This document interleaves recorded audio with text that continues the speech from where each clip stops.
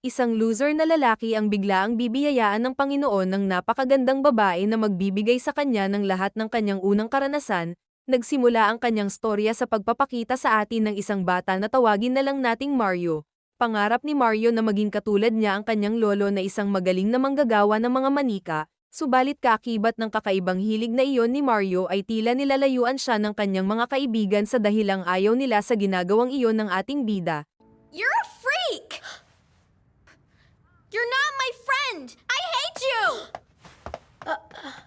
Kaya hanggang sa paglaki ni Mario ay tanging mga manika niya na lang ang nagpapasaya sa kanya, kasama naman sa buhay ni Mario ay ang kanya na lamang lolo. Masaya at kontento naman na si Mario kahit lolo niya at mga ginagawa niyang manika na lamang ang halos kasama niya sa buhay. Habang sa kanyang school naman ay tila invisible nga lang din ito at walang may nais na makipagkaibigan sa kanya. Dahilan niya rin naman sa sarili na ayos lang ang mag-isa dahil hindi rin naman tatanggapin ng iba na kung ano nga ang hilig niya sa buhay. Ngunit habang sa pag-iisang iyon ni Mario ay tila may sigaw itong narinig na patungo sa kanya, at ito nga ay ang kaklase niyang babae na tila nadulas ito patungo kay Mario na dahilan ng pagkauntog nito sa kanyang ulo. Agad namang nagsorry ang babae kay Mario, ngunit napansin ng babae sa braso ng ating bida na tila may black paint nga ito. Pilit tinatanggal ito ng babae habang ang malabundok niyang papaya ay umaalog sa harapan mismo ng ating bida. Tinanggal ni Mario ang kamay ng babae at sabay sabing ayos lang naman ito, subalit sa pag-alis ng babae ay nakita ng pansamantala ni Mario ang tila ba ang liwanag ng kalangitan, siya naman si Andrea. She's beautiful, popular, and outgoing. She's always the center of attention. Masiyahin at kinikilala ito sa kanilang school bilang isang babaeng positive sa buhay. Ayaw niya naman sa mga taong mahilig manghusga ng iba at maliitin ang bawat kakayanan ng bawat isa. Habang papauwi na sana si Mario ay nakiusap naman sa kanya ang iba niyang mga kaklase na siya na nga lamang ang maglinis ng kanilang classroom bago raw ito umuwi. Wala namang magawa si Mario kundi gawin na lang ang paglilinis ng mag-isa kahit paalam niya sa kanyang sarili na masyado na siyang naaabuso. Ngunit bigla namang dumating si Andrea at tila may nais lang itong balikan na gamit. Nang mapansin ni Andrea na bakit mag-isang naglilinis nga lang ni Mario at wala ang ibang kaklase nito, sambit naman ni Mario na ayos lang naman daw siya at wala itong problema. Pinagsabihan tuloy siya ni Andrea na baka raw hindi nito alam na inaabuso na nga siya ng iba dahil sa sobrang bait nito. Next time, don't do it. If you hide your feelings, they'll eat you alive. Sa sumunod na araw naman ay lubos na namamangha si Mario dahil sa high-tech na machine sa pananahi na ginagamit niya na pagmamay-ari ng kanilang school. Subalit bigla namang dumating rin doon si Andrea kaya labis na nataranta si Mario dahil baka makita nga siya ng babae na gumagawa ito ng manika, dahil naman sa mabilis na pangyayari at sa kasamaang palad ay nabuking na nga ang ating bida. Sa hindi inaasahan ni Mario na lubos pang ang mamamangha sa kanya si Andrea sa dahilang alam raw nitong gamitin ang machine. Sambit naman ni Mario kay Andrea na kaya raw siya gumagawa ng manika dahil mayroon nga raw maliit na doll shop ang kanyang lolo. Labis na na-amaze naman si Andrea sa manikang ginawa nga ni Mario, sabay sambit pa niya kay Mario na kung marunong rin daw ba itong gumawa ng costume na pang cosplay, sabay biglang tumayo ito at agad na naghuhubad ng kanyang damit na kinagulat naman ng ating bida. Sinasabi pa ni Andrea kay Mario na baka raw gusto nitong tumalikod pansamantala, sa muling pagharap naman ni Mario kay Andrea ay pinakita sa kanya nito ang costume na kanyang suot na siya raw ang may gawa. Bigla namang nilapitan ni Mario si Andrea at agad na sinabihan ito na marami nga raw mali sa costume na ginawa nito. Nang makita niya naman na tila nasad si Andrea kaya agad siyang humingi ng tawad dito. Hindi naman nagalit si Andrea at pinakita niya pang muli sa ating bida ang costume niyang suot na halos makita na rin ang kanyang alagang pusa, at sinasabing gagamitin niya raw ito sa darating na event ng mga cosplayer. Matapos noon biglang lumapit at lumuhad si Andrea sa harap ni Mario at nakikiusap ito na kung pwede daw ba siya nitong gawan ng costume. Nakita naman ni Mario na tila seryoso nga si Andrea sa sinasabi nito kaya nilayo niya ang kamay ng dalaga at sambit na susubukan niya daw na gawan ito. Lubos naman ang naging saya at pasasalamat ni Andrea dahil sa wakas ay matutupad na ang kanyang pangarap na suotin ang costume ng pinakapaborito niyang anime character. Nagtanong naman si Mario kay Andrea na kung ang gagawin daw ba nitong cosplay ay pang bata or pang matanda. Tila hindi na lang naman pinansin ni Andrea ang tanong na iyon ni Mario at sinabi niya na lang dito na importante ba sa isang tao kung bata ka man or matanda ay magiging hadlang ba ito sa pinakagusto mong gagawin sa buhay. Naalala tuloy ni Mario noong iniwan ito ng kaibigan niya noong bata pa lamang sila. Sabay sagot pa niya kay Andrea na hindi raw importante ang estado sa buhay basta raw ituloy mo lang ang iyong pangarap na talagang gusto mong gawin. Kinabukasan naman at sa hindi inaasahan ni Mario na pupunta sa bahay nila si Andrea, masayang may binigay na pasalubong si Andrea sa ating bida sabay pumasok ito sa bahay ni Mario na para bang kilala na nga ito doon, ngunit nang makapasok na ito sa room ni Mario ay tila ba may iba itong nais na iparamdam sa ating bida. Lumaban naman ang ating bida sa pagsubok na nasa harapan na nga sana nito, sambit ng dalaga ay nais niya na raw simulan ang paggawa nilang dalawa ng costume na pang cosplay nga nito. Pero bago iyon ay kailangan naman muna makuha ang lahat ng sukat ng katawan ng dalaga. You have to be in your underwear. Ah, so that's what you're worried about. Yeah, no problem. Kaya walang alinlangan itong naghubad muli sa harap ni Mario na sobrang kinagulat na naman ng ating bida. Hindi tuloy malaman ni Mario na kung paano sisimulan ang pagsusukat nito sa halos labas na kaluluwa na nga ng dalaga.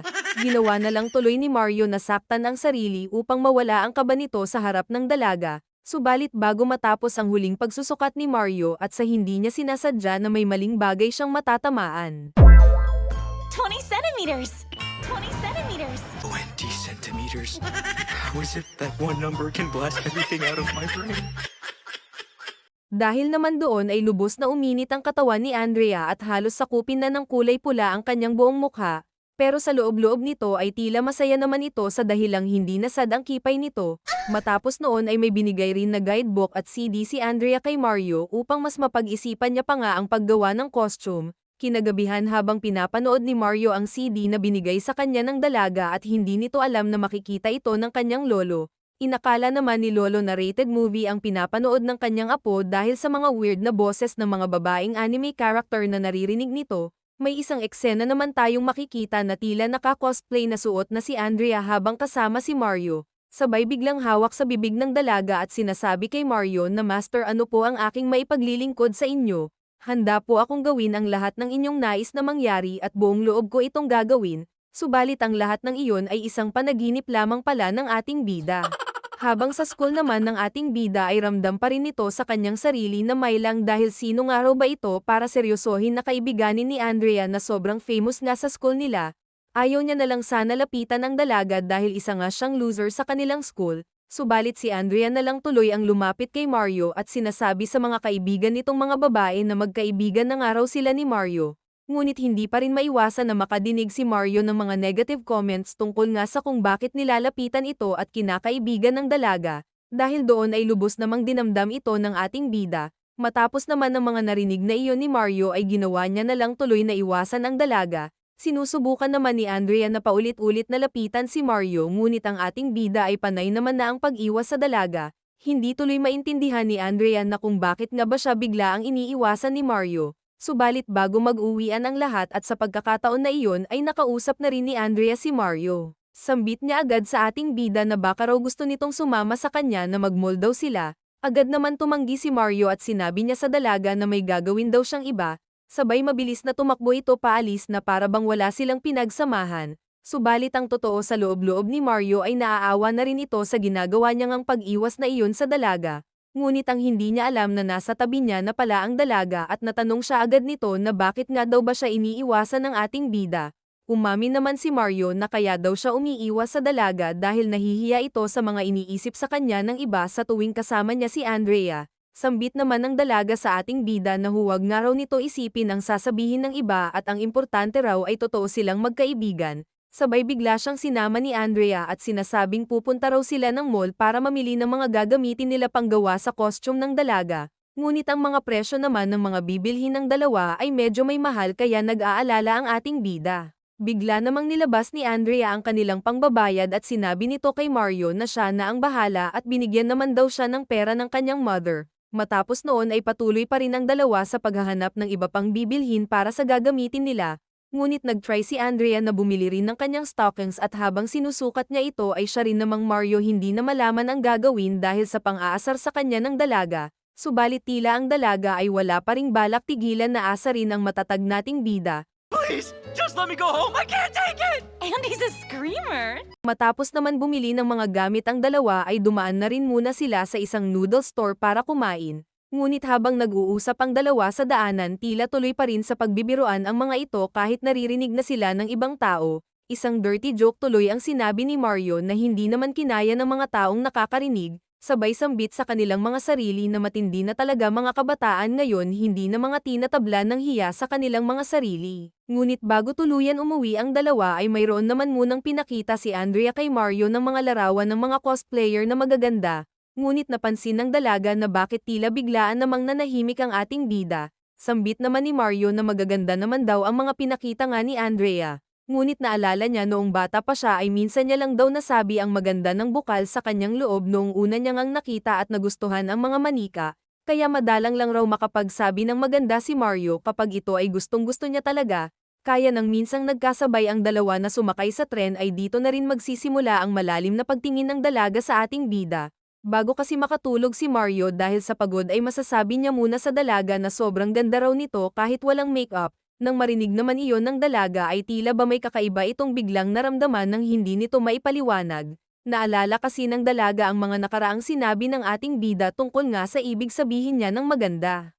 Matapos noon ay mayroon naman tayong makikitang eksena na habang umuulan ay may isang babae ang tila patungo sa shop at bahay ng lolo ni Mario na sobrang wet na ang katawan nito dahil sa ulan. Nang makita at mapansin naman iyon ng lolo ng ating bida kaya sinabihan niya ang babae na baka raw gusto nitong pumasok muna sa kanilang bahay para makapagpatuyo, at sa muling pag-uwi naman ni Mario sa kanilang bahay ay sinabi sa kanya ng lolo nito na mayroon nga raw itong bisita na kaibigan daw ng ating bida.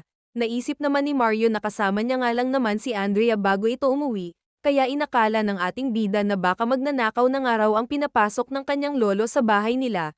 Agad niya tuloy itong pinuntahan at hinanap ngunit isang babae ang kanyang makikita na kasalukuyan namang naliligo sa kanilang banyo na lubos na ikakagulat ng ating pinagpalang bida. Yeah. QC.